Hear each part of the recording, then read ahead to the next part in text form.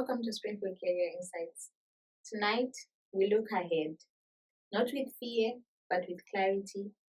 The world of work is changing, technology is advancing, old jobs are disappearing, and new opportunities are emerging in places many people have never imagined.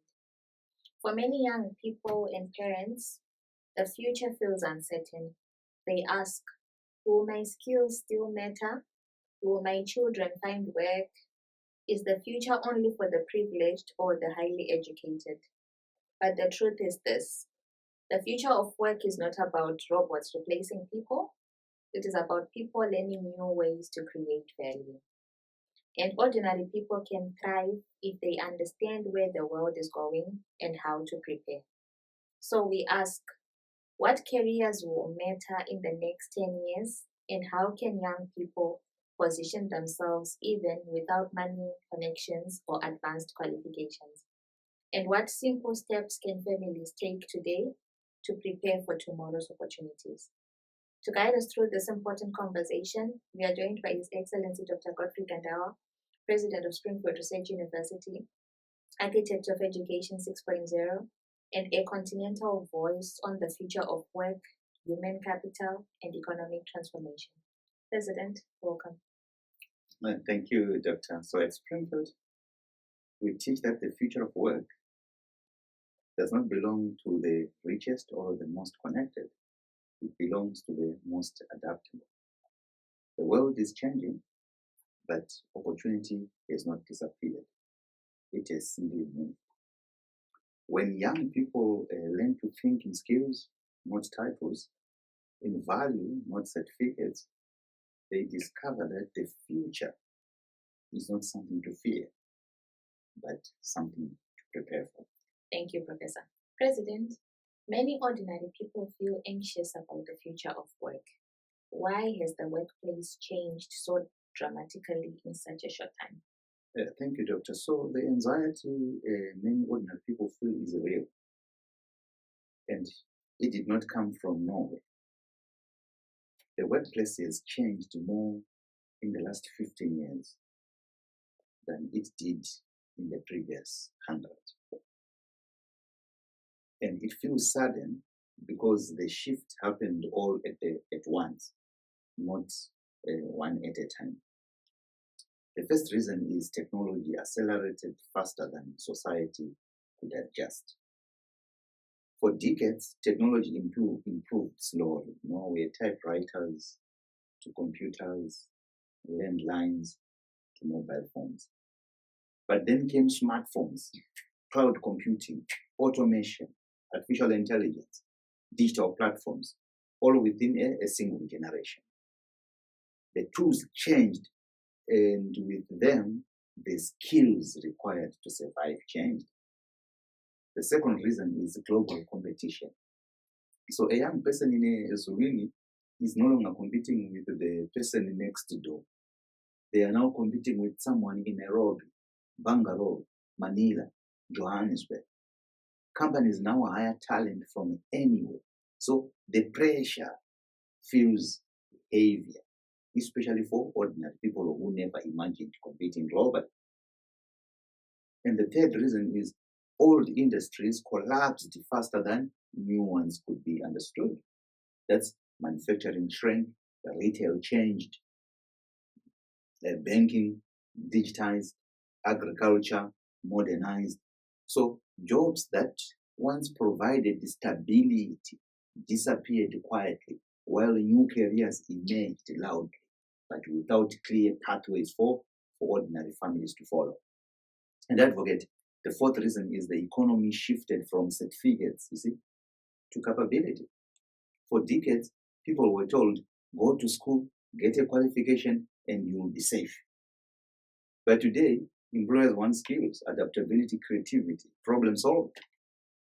Things that are not guaranteed by what? By a certificate. This has left many feeling unprepared, even betrayed by the old promises. So finally, the workplace changed dramatically because the world itself became unpredictable, Doctor. Pandemics, economic shocks, climate change, political instability. All these forces reshaped industries overnight. And people are not anxious because they are weak. They are anxious because the ground beneath them moved. But don't forget, here is the hope. The same forces that disrupted the workplace have also created new doors. Doors that ordinary people can walk through with the right mindset and the right skills. So the future is not closing, it is shifting. And if we help people understand the shift, they will not fear the future. They will prepare for it. Thank you, Professor. When a young person hears that jobs are disappearing, what perspective should they adopt instead of fear? Thank you, Doctor. So when a young person hears that jobs are disappearing, their first reaction is fear. And understandably so. But the truth is, jobs are not disappearing. Are they, Doctor? They are transforming. And the young person who understands this will not panic. They will prepare. The perspective they must adopt actually is simple. If jobs can disappear, then new ones can appear. And I can position myself for them. What is dying are old descriptions, not human potential. What is fading, Doctor, are tasks, not talent. Technology removes routine work, but it creates spaces for creativity, problem solving, digital skills, and human intelligence. So, Doctor, young people must shift from asking, what job will I get, to asking, what value can I create? Because value now survives every economic shift. They should see disappearing jobs as signals, not threats. Signals showing where the world is going, where the new opportunities are arising, and where they must grow. So a young person who stays curious, keeps learning, and adapts quickly will not be replaced. You see? They will be repositioned. So instead of fear, they must adopt this mindset. The future is not taking something from me, it is inviting me to evolve. That mindset turns anxiety into strategy into opportunity. Thank you, Professor. You often say the future belongs to adaptable people. What does adaptability look like in practical terms? So thank you, Doctor. So when I say the future belongs to adaptable people, we are not talking about theory. We are talking about a practical way of living. So adaptability is not a personality trait, it is a discipline. So it's the ability to adjust, learn, and reposition yourself as the world shifts. In practical terms, adaptability looks like learning continuously, not only when school forces you. So we have too many young people, who are forced to learn. So the young person who watches tutorials, experiments with new tools, takes short courses, or teaches themselves a new skill every few months is already ahead. In a fast-moving world, learning is not an event, Doctor. It is a lifestyle. Adaptability also looks like being flexible with opportunities. Some young people reject good openings because they don't match the picture in their head. But the adaptable person says, let me start here, grow here, and use this as a stepping stone. So careers today are built through pathways, not straight lines.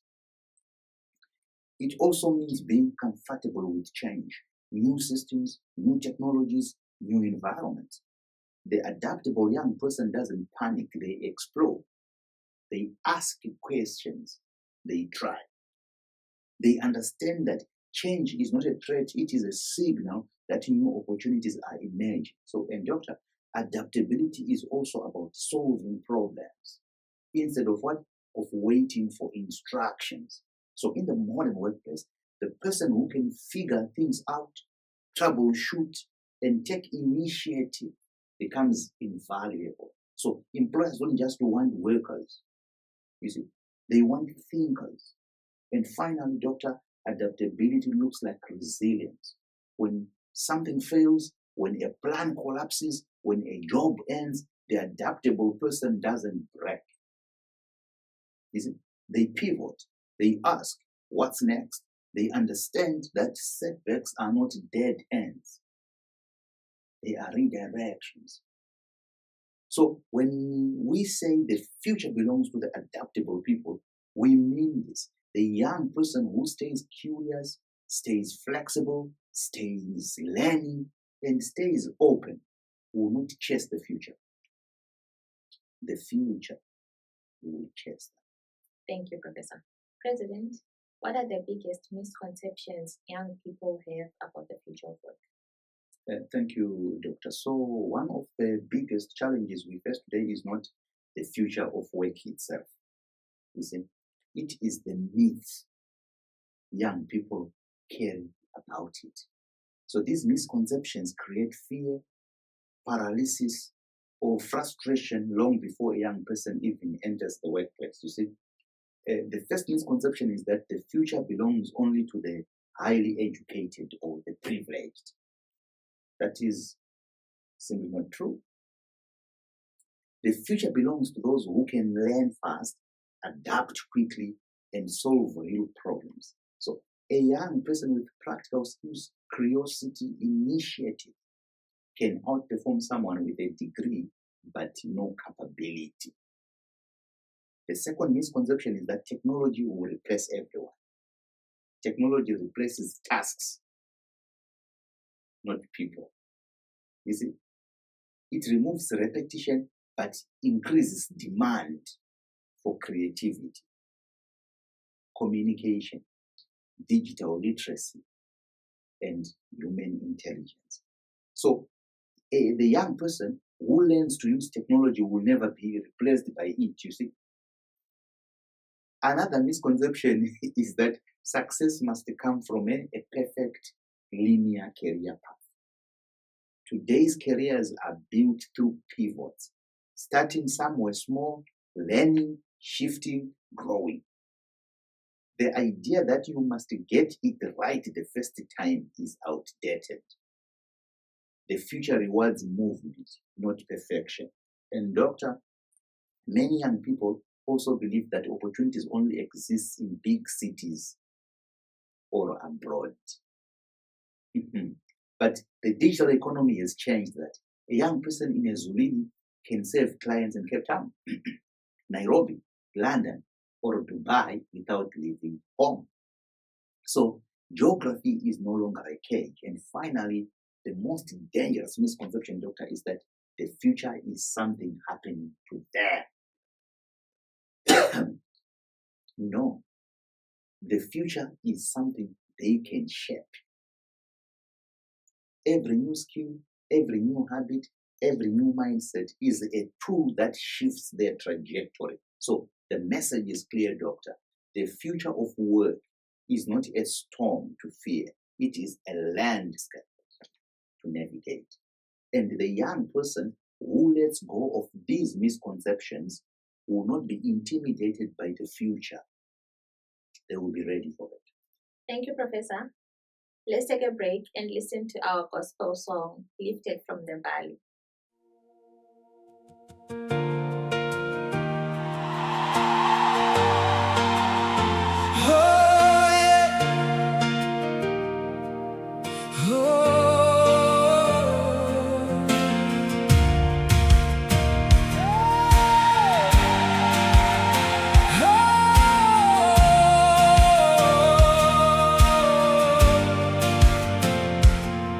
I was walking through the shadows where the sun forgot to shine.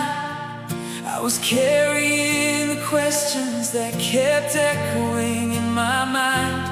But in the lowest of the lowlands, where my strength began to fade. Your hand reached down with mercy and pulled me from the place I stayed. You lifted me from the valley, set my feet on higher ground. You turned my mourning into dancing, put a new song in my mouth. What tried to keep me buried couldn't hold me to the ground. You lifted me from the valley. Now I'm standing in your sound.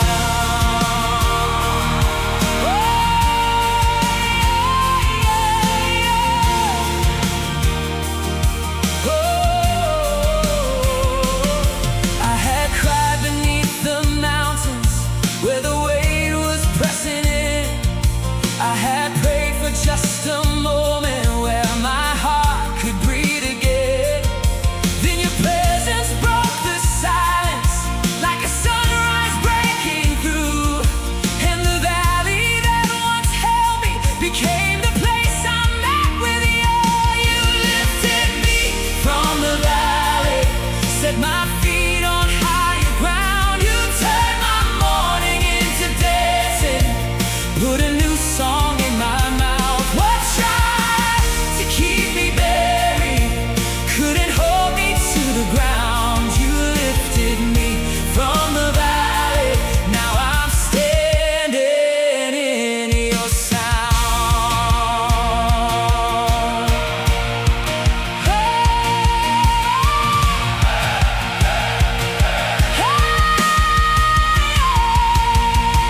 Higher, higher, you are calling me to rise. Stronger, stronger, you are opening my eyes. What was heavy is now holy, what was broken you redeemed. You have lifted me from sorrow into everything you dreamed. You lifted me from the valley, set my feet on higher ground. You turned my mourning into dancing, put a new song in my mouth. What tried to keep me buried couldn't hold me to the ground. You lifted me from the valley. Now I'm standing in your sound.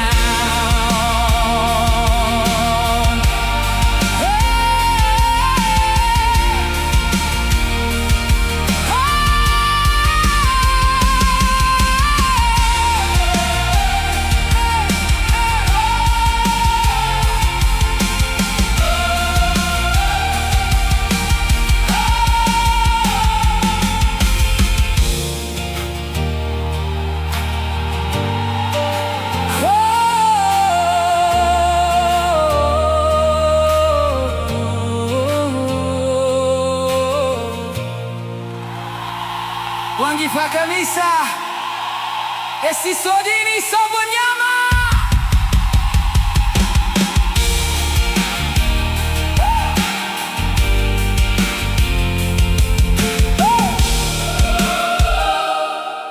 You lifted me from the valley of darkness, Lord.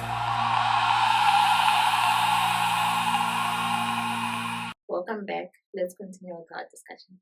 Many ordinary workers fear being replaced by technology.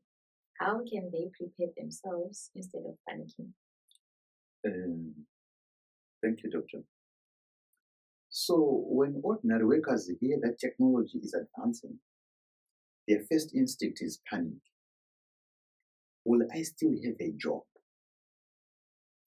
But panic is the enemy of progress. The truth is, technology is not here to replace people. It is here to replace old ways of working. And the workers who prepare will not be what pushed out. They will be pulled forward. The first step is to stop seeing technology as a threat and start seeing it as a tool.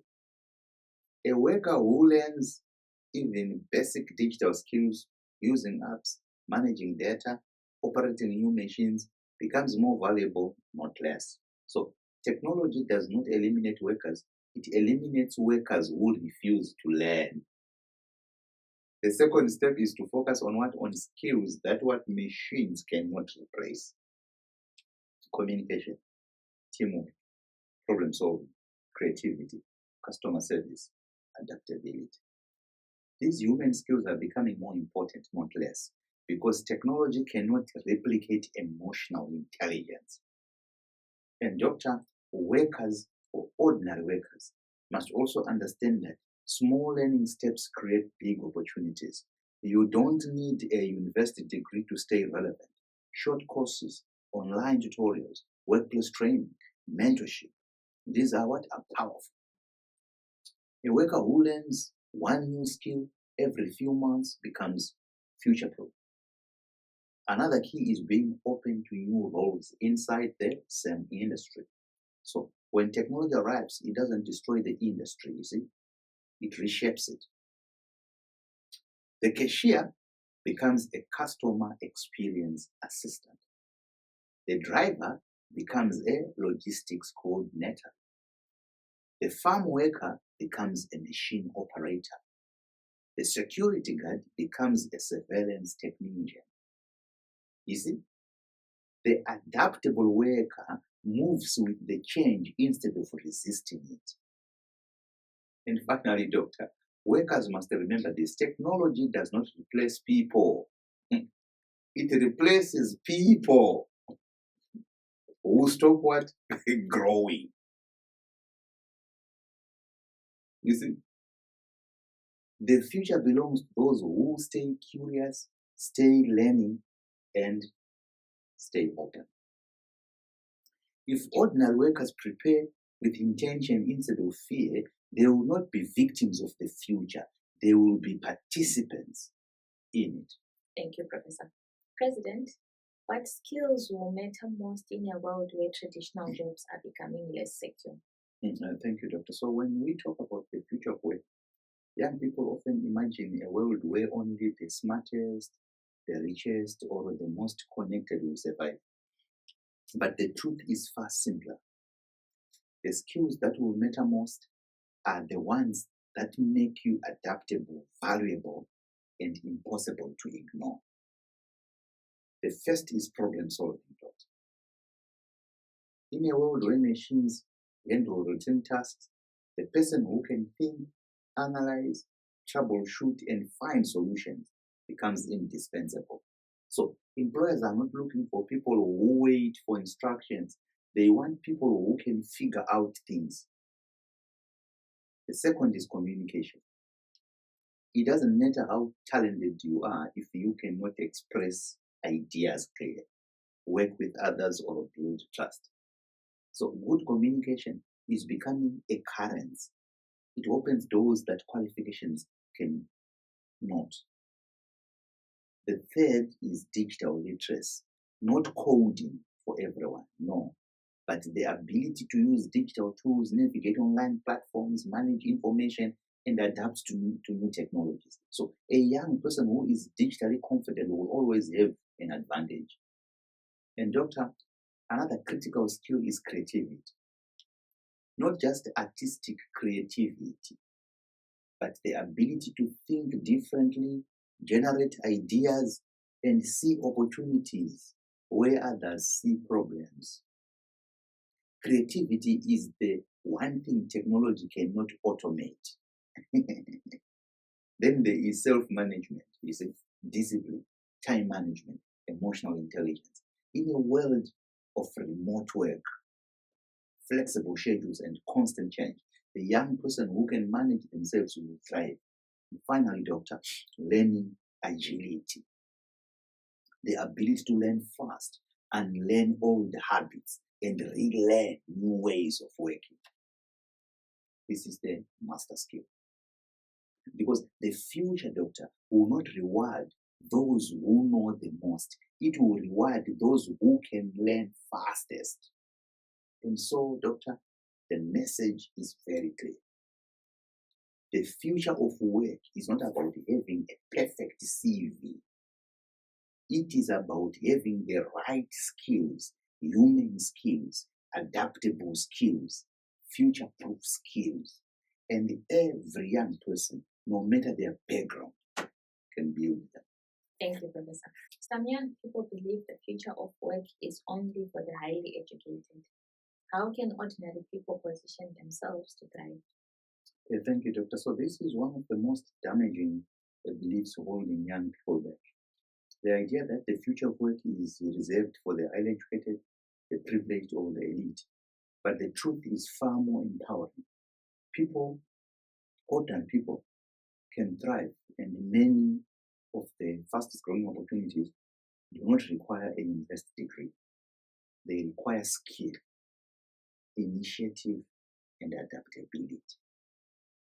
First, the way ordinary people can position themselves is starting with practical, short cycle skills. The modern economy rewards people who can do things, install solar panels, manage digital tools, repair devices, run online services, create content, operate machinery, support healthcare teams, manage logistics. These skills you can learn in weeks or months, not years. Is it? Even if you have a degree, you need these skills. Second, they must embrace the power of small beginnings. Too many young people wait for the perfect job, but the future belongs to those who start where they are. A small gig, a side hustle, a volunteer role, a short contract. These are stepping stones. In today's world, careers are built through movement, not waiting. And third, Doctor, ordinary people must understand that the internet has leveled the playing field. You can learn online, you can earn online, you can serve clients across borders without leaving your home. So a young person in a rural village can compete with someone in a major city if they have the right digital skills. Fourth, Doctor, they must focus on building a portfolio. Is it? Not just a CV. Show what you can do. Samples, projects, designs, repairs, videos, code, writing, anything. You check the things that you create on your platforms and so on. They speak for you even before you even open your mouth. People know what you are able to do. So in the new economy, proof beats paper. Assume you're going, they want an assistant professor somewhere else, you're going for an interview. What will they interview you? They already know your profile. I mean, you've lectured, you've spoken, everything is there. So that doing is proof more than paper. And finally, Doctor, ordinary people must adopt a mindset of continuous learning. You don't stop learning. Not formal schooling, but curiosity, trying new tools, exploring new industries, taking short courses. Learn one new skill every few months. The person who keeps learning will always overrun the person who stopped. So, Doctor, the message is clear. The future of work is not for the privileged. It is for the prepared. Ordinary people can thrive if they stay adaptable, stay learning, and stay open to new opportunities. The doors are not closed. They are simply different. Thank you, Professor.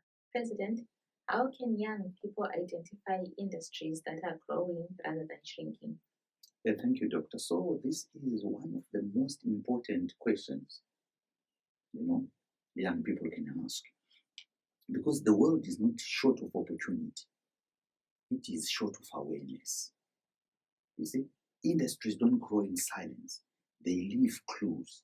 And the young person who learns to read those clues will never be left behind. So the first clue is where technology is entering, not replacing.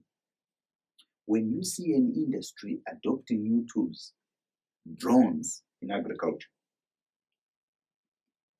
solar in energy, e-commerce in retail, data systems in health, that industry is not dying.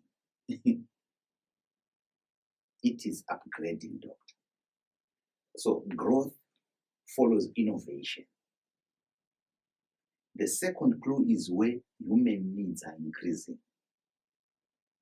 People are living longer, cities are expanding, climate is shifting, businesses are going digital. So industries like healthcare support, logistics, renewable energy, digital services, and food production are expanding because society needs them. So, doctor, the third clue is where small businesses are multiplying. When you see more people offering the same service, repairs, content creation, delivery, beauty, fitness, digital marketing, that is not saturation. That is demand. People follow opportunity even before governments or institutions recognize it.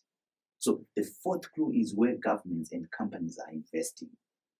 When you hear about new infrastructure, new technology hubs, new training programs, new incentives, that is a signal, doctor. Money flows towards the future, not the past. And finally, young people must look at where problems are growing, because every problem creates a new industry. Climate problems created green jobs. Traffic problems created delivery and mobility jobs. Digital problems created cybersecurity and data jobs. Community problems created social and wellness jobs. So the mindset is simple. Follow the problems, follow the investment, follow the technology, follow the needs. That is where the future is going. And any young person who trains their eyes to see these signals will not chase opportunity, doctor. They will anticipate it. Thank you, Professor. Let's take a break and listen to our gospel song, My Heart Beats Hallelujah. My heart beats hallelujah.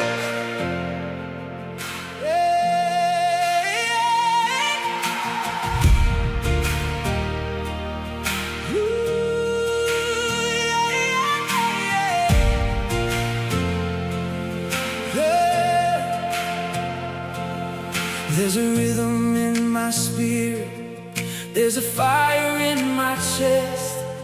Every breath becomes a witness to the God who gives me rest. I can't hold this joy inside me, it keeps rising like a flood. For the one who saved my story wrote his mercy in my blood. My heart beats hallelujah. Every moment, every breath, my soul shouts hallelujah. For his love has conquered death. From the valley to the mountain, let the anthem shake the sky. My heart beats hallelujah. Jesus lifted me to life.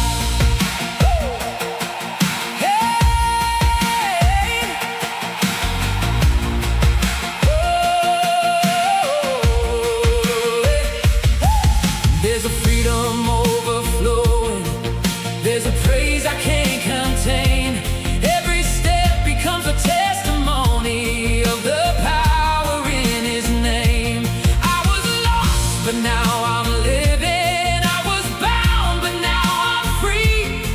And the rhythm of redemption keeps on singing over me. My heart beats hallelujah. Every moment, every breath, my soul shouts hallelujah. For his love has conquered death. From the valley to the mountain, let the anthem shake the sky. My heart beats hallelujah. Jesus lifted me to life. Hey,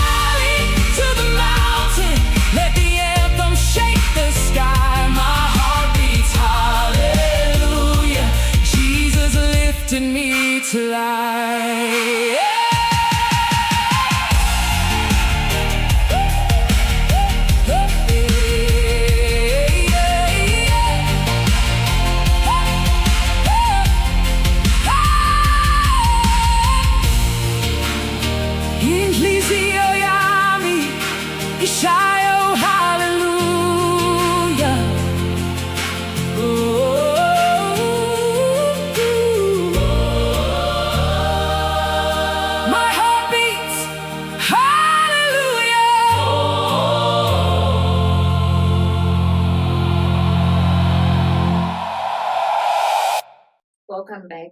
Let's continue with our discussion. What role does continuous learning play in staying relevant in the job market? Thank you, Dr. So continuous learning is no longer an advantage. It is the survival skill of the modern economy. So the world is moving too fast for anyone to rely on what they learned 5 years ago, let alone what they learned in school. So if a young person wants to stay relevant, they must treat learning the way athletes treat training. Not optional, not occasional, but essential. You see, the first reason continuous learning matters is simple. Skills expire, doctor. Technology changes, industries shift, new tools arrive. So a skill that was valuable yesterday may be basic tomorrow. But the young person who keeps learning stays ahead of the curve instead of being crushed by it. And the second reason is that learning builds confidence. When you learn something new, even a small skill, you feel capable, adaptable, and ready. So confidence is not a personality trait. It is the result of competence. And competence grows through learning. And doctor, continuous learning also opens doors you didn't even know existed. So a short course can lead to a new role. A tutorial can spark a new business idea. A new tool can connect you to global opportunities. So learning expands your world. Another key point is that the job market now rewards learners, not knowers. Employers want people who can grow, adjust, and pick up new skills quickly. So a young person who shows they are learning consistently becomes more valuable than someone who has been static for years. And finally, doctor, continuous learning protects young people from fear. When you are learning, you don't fear the future, you prepare for it. You don't panic about change, you adapt to it. You don't wait for opportunity, you create it. So the message is clear, doctor. In the future of work, your greatest qualification is your ability to keep learning. If young people embrace that, they will not just survive the new economy, they will thrive in it. Thank you, Professor. President, many young people feel stuck in jobs that don't reflect their potential. How can they transition into better opportunities?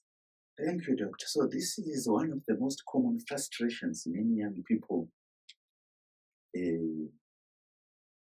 today are facing. So feeling stuck in jobs that do not reflect their talent, their ambition, or their potential. But being stuck is not the same as being finished.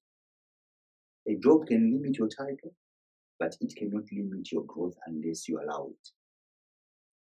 The first step is to stop seeing the current job as a prison and start seeing it as a platform.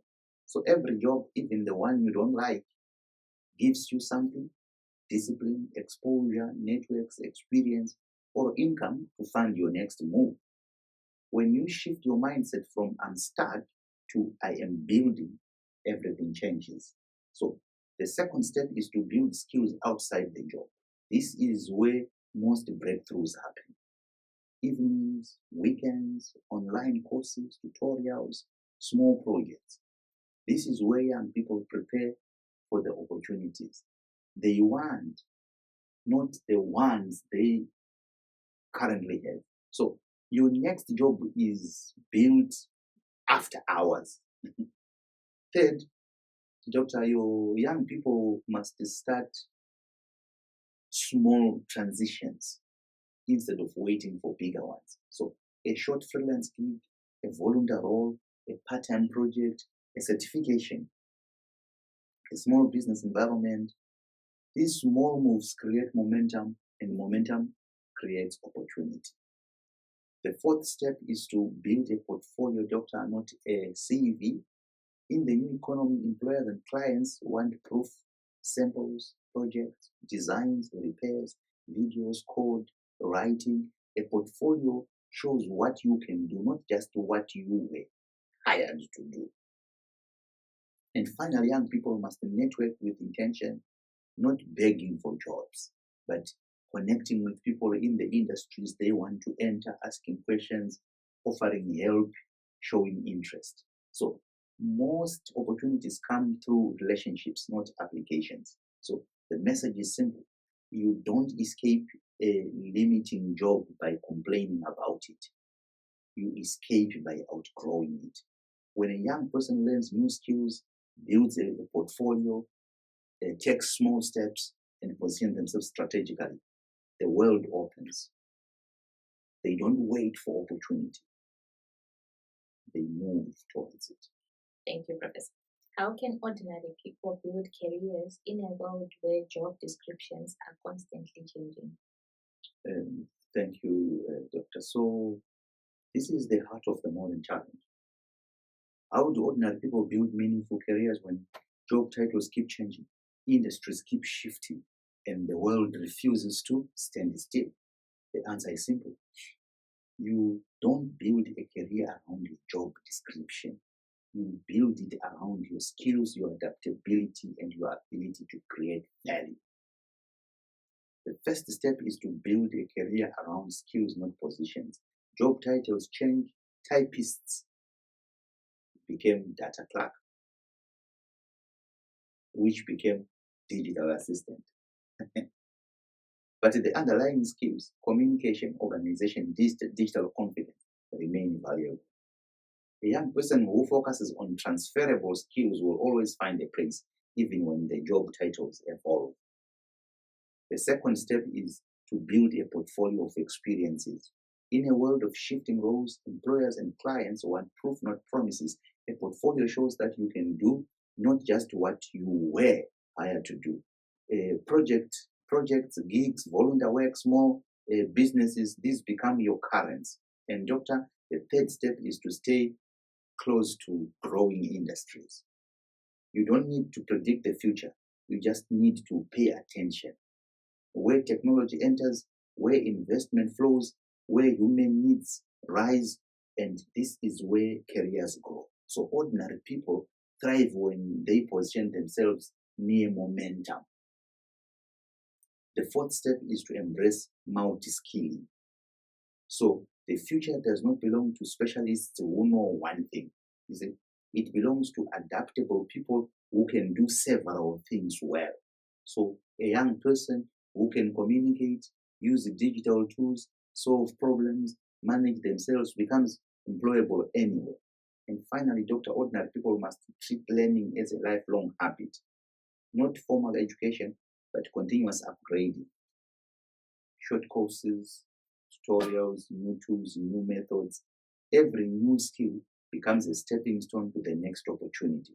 And the message is clear, doctor. You don't survive a changing world by holding to the old job descriptions. You survive by becoming the kind of person who can walk into any environment, learn fast, add value, and grow.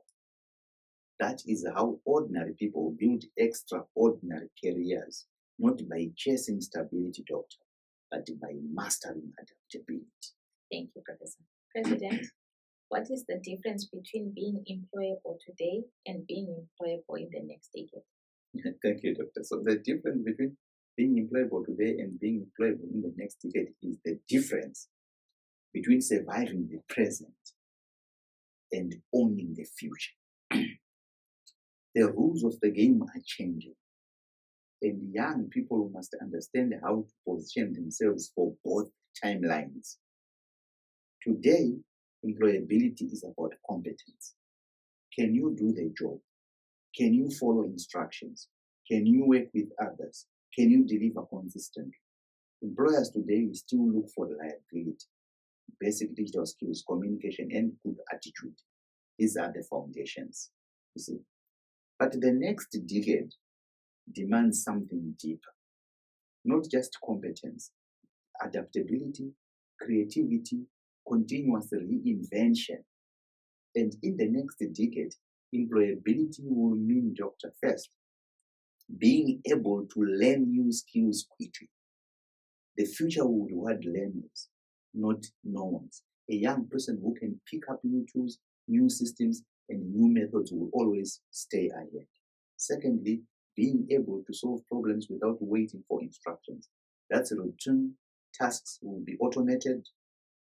The valuable worker will be the one who can then think, analyze, troubleshoot, and innovate. Third, being comfortable with technology, not as a specialist, but as a user. Your digital literacy will be as basic as reading and writing. Those who resist technology will struggle. Those who embrace it will rise. Then, being multi-skilled. The future does not belong to people who know one thing. It belongs to people who can combine skills, communication plus digital tools, creativity plus analysis, technical ability plus customer service. So these combinations then create unstoppable workers. Then fifth, you must be able to reinvent yourself when industries shift. So people today, people build careers around job titles. In the next decade, people will build careers around transferable skills. The person who can pivot will never be unemployed for long. So, doctor, the difference is clear. Today's employability is about fitting into the system. The future employability is about staying ahead of the system. So, the young person who understands this will not fear the next decade. They will be ready for it. Wow, this is amazing.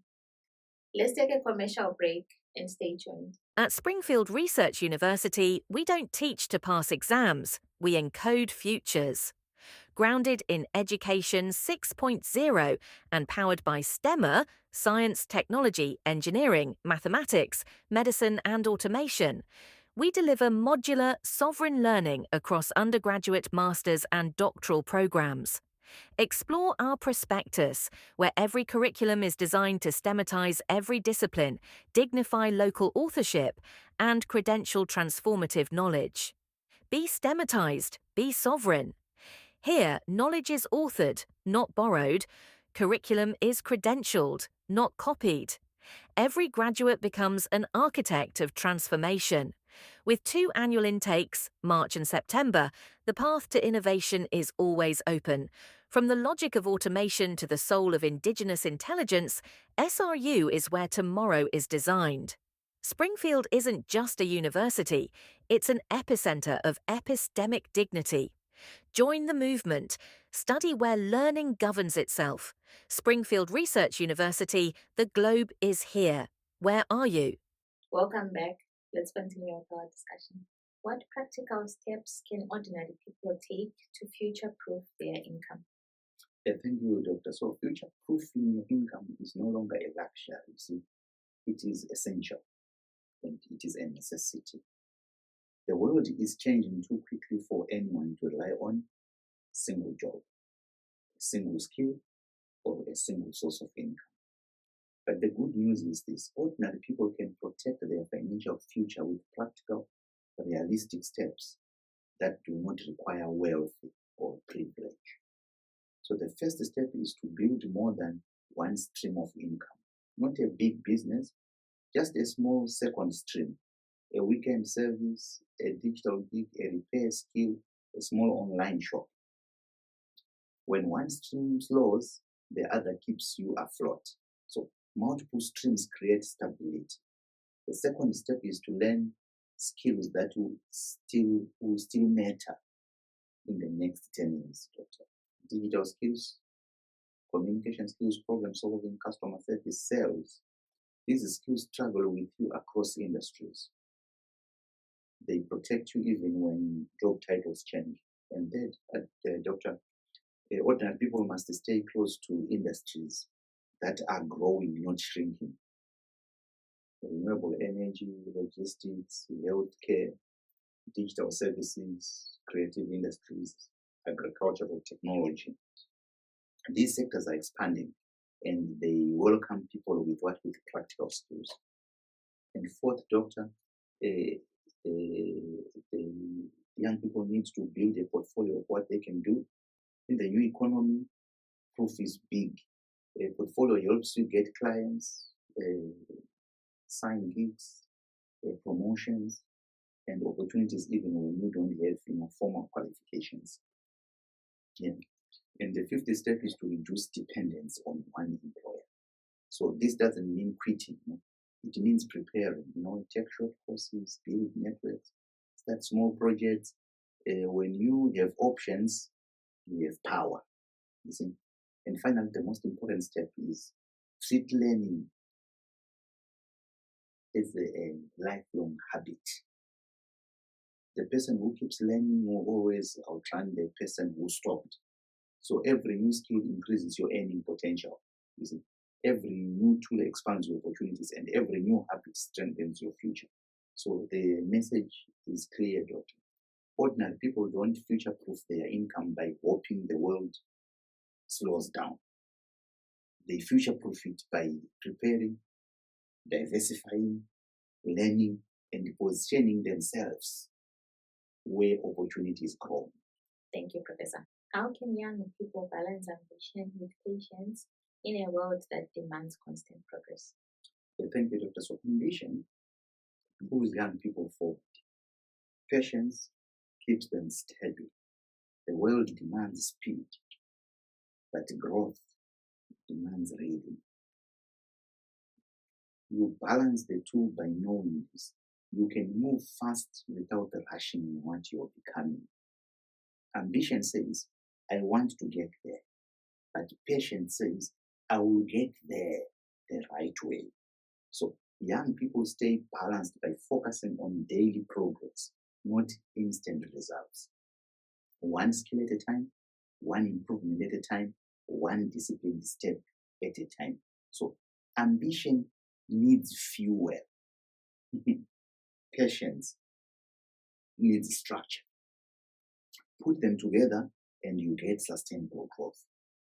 You also stay grounded by refusing to compare your journey to someone else's highlight reel. So comparison speeds up or speeds you up in the wrong direction, you see, and clarity slows you down in the right direction. And remember this truth, Doctor. You don't need to arrive quickly. You need to arrive prepared. Ambition builds the future. Patience protects the future. So hold both, Doctor, and you will rise without breaking. Thank you, Professor. Finally, President, what is your message to every ordinary person who fears the future but still hopes for a better life? So thank you, Doctor. So to every ordinary person who fears the future but still hopes for a better life, listen closely. The world is loud right now, uncertain, unstable, unpredictable. And you feel small inside it. You feel like the ground is shifting faster than your feet can move. But here is the truth that history whispers to those who dares to hear it. Greatness has never belonged to the comfortable. It has always belonged to the courageous. The future does not rise for the powerful. It rises for the persistent. For the ones who refuse to surrender their hope, their dignity, their direction. You may feel ordinary, but ordinary people have always carried the world through its darkest seasons. It is the ordinary person who wakes up early even when life is heavy. It is the ordinary person who keeps trying even when the doors stays closed. It is the ordinary person who holds their family together with nothing but faith and a stubborn belief that tomorrow can be kinder. You are not behind. You are not forgotten. You are not powerless. You are standing at the edge of a future that is still unwritten, and the pen is in your hands. Move slowly if you must. Rest when you need to, but do not stop. Because the future bends towards those who keep walking, towards those who keep learning, towards those who keep hoping, even when hope feels fragile. Your life is not a closed chapter. It is a rising up, a quiet becoming, a story still gathering strength. Hold your fear in one hand, your hope in the other, and walk forward anyway. That is how ordinary people build extraordinary tomorrows. Thank you, Doctor, for having me. Thank you, President, for reframing the future of work as an opportunity for everyone, not just the privileged. Your message tonight reminds us that adaptability, not background, will determine both lives. To our audience, if you're ready to prepare for the future with relevant skills and forward-thinking strategies, Springfield Research University invites you to join a community built for tomorrow. Visit www.springfieldresearchuniversity.net to begin. This brings us to the end of tonight's edition of Springfield Career Insights.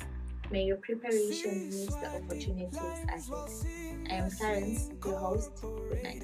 English for a multilingual tapestry. Genjabulo sihlomeli